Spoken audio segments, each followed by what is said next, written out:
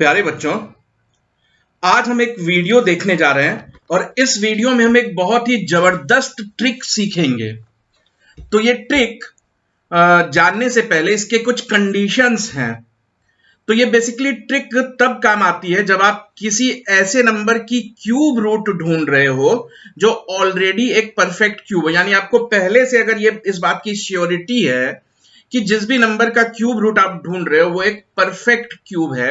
For example 1331, आपको मान लो कि 4 ऑप्शंस दे रखे हो कहीं और चारों ऑप्शंस नंबर हो, नेचुरल नंबर हो। मान लो 11 है, 17 है, 19 है, 21 है, 4 ऑप्शंस दे रखे हैं।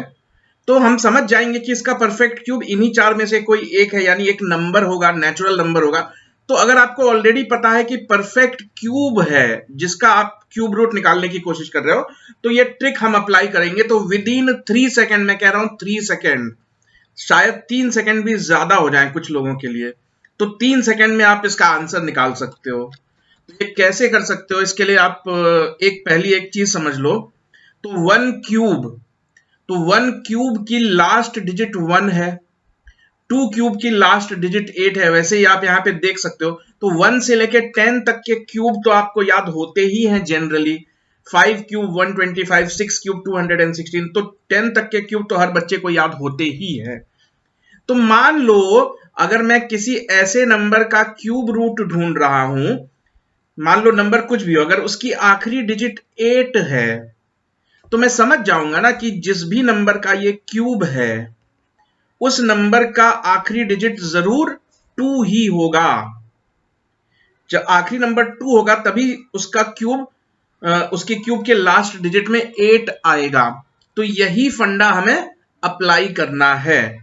तो इस तरह के क्वेश्चंस को हम 2 स्टेप में सॉल्व कर देते हैं, ठीक है। तो अब इस एग्जांपल से हम देखेंगे। तो करना यह होता है कि जो भी नंबर आप, जिस भी नंबर का परफेक्ट क्यूब ढूंढ रहे हो उसके लास्ट के 3 नंबर को सेपरेट कर लो। तो ये लास्ट के 3 नंबर सेपरेट हो गए, बाकी बचे नंबर अलग कर लो। आंसर 2 हिस्सों में आएगा। तो लास्ट के 3 नंबर को हमने सेपरेट कर लिया। लास्ट के 3 नंबर कैसा नजर आता है? 193। अब इसकी लास्ट डिजिट को देखो, इसकी लास्ट डिजिट क्या है? 3। तो ये तभी पॉसिबल है, किसी क्यूब की लास्ट डिजिट 3 कब पॉसिबल है? जब आंसर की लास्ट डिजिट 7 हो। तो लास्ट डिजिट इसकी 7 ही होगी, कंफर्म रहो। अब क्या करना है? आखिरी के 3 नंबर को भूल जाओ, आखिरी के 3 नंबर को भूल जाओ। अब हमें क्या नजर आ रहा है? 185। तो अब इस चार्ट में हम देखेंगे कि 185 किन 2 नंबर्स के बीच में आता है। तो 185 5 क्यूब और 6 क्यूब के बीच में आता है। तो हम ये छोटा वाला नंबर यानी 5 उठा के यहां लिख देंगे, तो हमारा आंसर आ गया 57 ही आंसर होगा। हम कुछ और एग्जांपल लेते हैं ताकि और क्लैरिटी आपको आ जाए। तो कैसे सॉल्व करते हैं? सबसे पहले लास्ट डिजिट निकालते हैं। तो यहां पे हमें लास्ट डिजिट 8 नजर आ रही है। तो 8 तभी हो सकता है जब 2 का क्यूब किया गया हो। तो इसकी आखिरी डिजिट 2 होगी। ये स्टेप 1 है। दूसरी स्टेप क्या है? लास्ट के 3 नंबर्स को भूल जाओ। तो ये लास्ट के 3 नंबर मैंने हटा दिए, तो मुझे क्या नजर आ रहा है? 778। अब मैं अगर इस चार्ट में देखूं तो 778 इन 2 के बीच में आता है, 778। तो 9 क्यूब और 10 क्यूब के बीच का नंबर है। तो मैं क्या करूंगा? ये 9 उठा के यहां पे लिख दूंगा, छोटा वाला नंबर। 9 और 10 में से क्या छोटा है? 9 छोटा है। तो 92 आंसर आ गया। अगर आपने प्रैक्टिस कर ली इसकी तो 2 से 3 सेकंड में आप आंसर निकाल सकते हो। एक और एग्जांपल, आंसर 2 स्टेप में आता है। तो लास्ट डिजिट 4 है। तो लास्ट डिजिट 4 तभी होगी जब आंसर की 4 लास्ट डिजिट भी 4 होगी।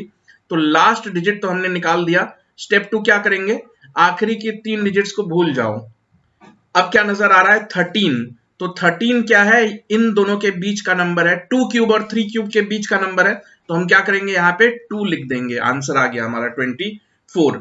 बट प्लीज आप ये याद रखना, ये तभी पॉसिबल है ये ट्रिक अप्लाई करना जब आप ऑलरेडी श्योर हो कि जिस भी नंबर की क्यूब रूट आप कैलकुलेट कर रहे हो वो परफेक्ट क्यूब है। ये बात आप अगर श्योर हो तभी ये फंडा काम करेगा। और एग्जांपल ले लेते हैं, 2 स्टेप क्विक। इसकी लास्ट डिजिट 7 है। तो लास्ट डिजिट 7 तभी हुई होगी जब आंसर की लास्ट डिजिट 3 होगी। तो इसकी लास्ट डिजिट 3 हो गई। फिर क्या करेंगे? आखिरी के 3 डिजिट हटा देंगे। अब क्या नजर आ रहा है 35, तो 35 तो इन दोनों के बीच का नंबर है, 3 क्यूब और 4 क्यूब के बीच का नंबर है, तो हम क्या करेंगे 3 यहां पे लिख देंगे, आंसर आ गया हमारा 33। ठीक है, एक दो एग्जांपल और ले लेते हैं। लास्ट डिजिट क्या होगी, यहां पे 9 है, तो ये आप देख रहे हो, इसकी लास्ट डिजिट तभी 9 होगी जब आंसर की लास्ट डिजिट 9 थी, तभी ऐसा हुआ होगा। तो लास्ट डिजिट तो समझ में आ गया कि 9 होगी।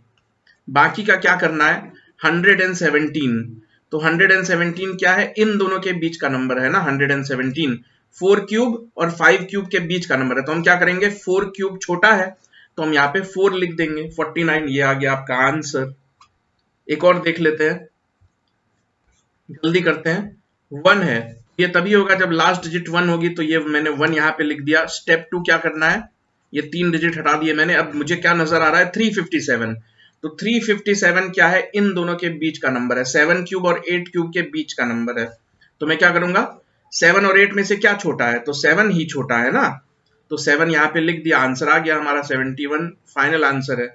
आगे चलते हैं, क्विक, की लास्ट डिजिट 7 है, लास्ट डिजिट 7 होने का मतलब आंसर की लास्ट डिजिट 3 होगी। स्टेप 2, लास्ट के 3 नंबर को हटा दिया मैंने, अब मुझे क्या नजर आ रहा है 804, तो 804 इन दोनों के बीच का है ना, तो 9 क्यूब और 10 क्यूब के बीच का है, तो मैं क्या करूंगा यहाँ पे 9 लिख दूंगा। ठीक है, एक लास्ट, तो लास्ट डिजिट इसकी 5 है, तो आंसर की भी लास्ट डिजिट 5 ही होगी। ये स्टेप 1। स्टेप 2, 614, 614 8 क्यूब और 9 क्यूब के बीच का नंबर है, तो 8 और 9 में से छोटा कौन सा है, 8 है ना, तो 8 मैंने यहां पे लाके लिख दिया, आंसर आ गया हमारा 85। इतनी शॉर्ट ट्रिक है ये, लेकिन मैं आपको बार बार रिमाइंड करा रहा हूं, ये ट्रिक तभी काम करेगी जब आप एक ऐसे नंबर का परफेक्ट का क्यूब निकालने की कोशिश कर रहे हो जो ऑलरेडी एक परफेक्ट क्यूब है।